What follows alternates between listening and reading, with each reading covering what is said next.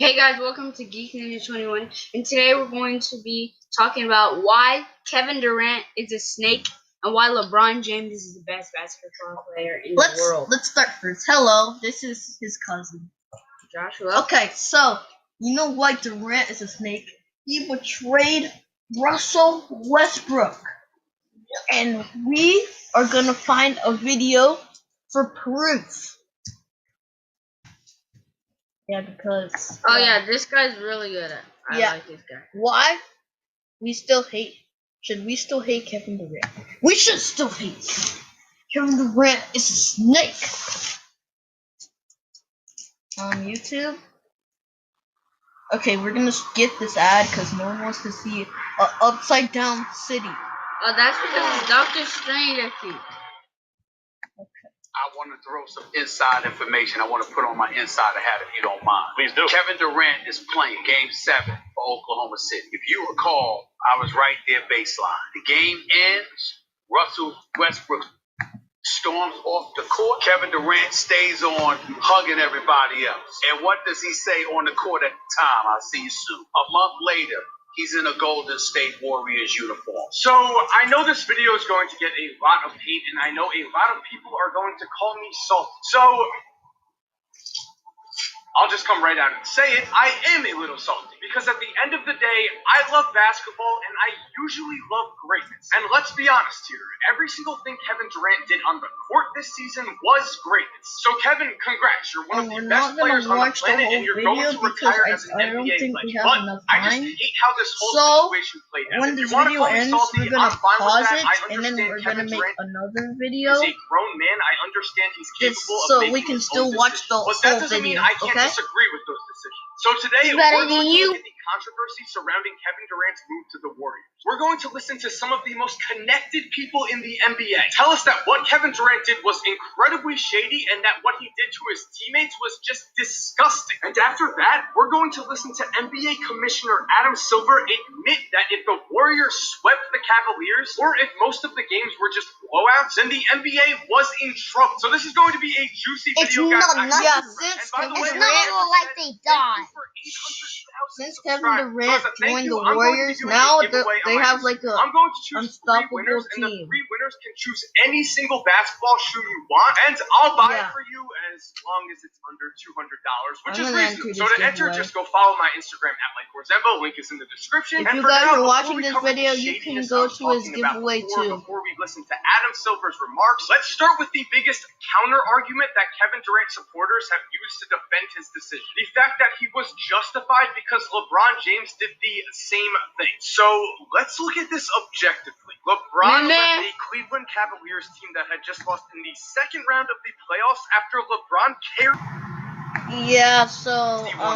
This team had absolutely he had to no take care future. of Their someone that second-best player came was to Mo our house, Williams, okay? and the rest of their So we're starting still lineup gonna was made watch up the of a video. 33-year-old Antoine James, a 34-year-old Anthony Parker, and a 37-year-old Shaq. Meanwhile, Kevin Durant left an Oklahoma City Thunder team that was up 3-1 in the Western Conference Finals before losing to the Golden State Warriors. The Thunder had an in-his-prime Russell Westbrook, who just won the MVP this year, and were a team filled with young talent. They had Serge Ibaka in his prime, a 22-year-old Steven Adams, a 23-year-old Enes Kanter, a 24-year-old Dion Waiters. The list goes on and on here. So already we can see that LeBron was basically forced to leave a horrible situation as the Cavs front office had failed him, while Durant, well, he left a Thunder team that was filled with the potential to be great for the foreseeable future. On top of this, LeBron left for a Miami Heat team that had a single star on its roster, Dwayne Wade. Of course, he was joined by Chris Bosh, but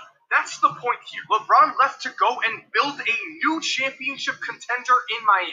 On the other hand, Kevin Durant left to join a Golden State team that had just set the NBA record for wins in a season with 73. This team was already in place. Yeah, they beat the Bulls. They beat the Bulls record when Michael Jordan was on. The Bulls had 72-10 record, but the Warriors they made world record was 73-9. Same Golden State team that beat him in the Western Conference Finals after he choked away a 3-1 lead. And sure, Russ didn't play his best either, but let me emphasize here that Kevin Durant choked. In Game 5, he shot 12 for 31, and in Game 6, he shot 10 for 31. To me, this just proves what we've all been saying is true. If you can't Kevin beat them, Durant probably shot not only bad did Durant not beat because he Golden State wanted on his the own, Warriors but to he win, also couldn't probably. beat LeBron. As before this season, Hey, stop. LeBron completely owned Durant, as LeBron was 17-4 against KD when their two teams met. And with all of this said, the worst part about this to me is that on his podcast, Adrian Wojciechowski reported Russell Westbrook and Thunder teammates were bothered by Kevin Durant's friendship with Draymond Green, especially during the playoff series. Woj also said that Durant and Green had been texting and talking all season long. Now, can you take a guess on what they were talking about? Well, again, let's listen to Stephen A. Smith, who was sitting courtside, tell us what really went down. The game ends. Russell Westbrook storms off the court. Kevin Durant stays on hugging everybody else. And what does he say on the court at the time? I'll see you soon. So yeah, when LeBron walked off the court after Game 6, he was very mad, which was understandable. He was just denied another chance at a championship, which is also why it's weird that Kevin Durant did not look mad at all. Instead, he didn't really seem to care that his team had just lost. He was too busy hugging his future teammates. So if you don't think any of what I just mentioned is shade, if you don't think the Thunder deserve more from their star, well then, I don't know what to tell you. I don't understand how people can say we as fans do not have a right to be mad at Kevin Durant's decision. How do you support a man who did this to his own Sorry teammates, for the pauses. especially Russ? I mean, there's a reason why Russ has not been talking to KD since his decision. The two were teammates for 8 years. They rose to NBA stardom together. They battled the Heat in the NBA Finals together. KD called Russ his brother during his MVP speech. I know you guys think I forgot Russ,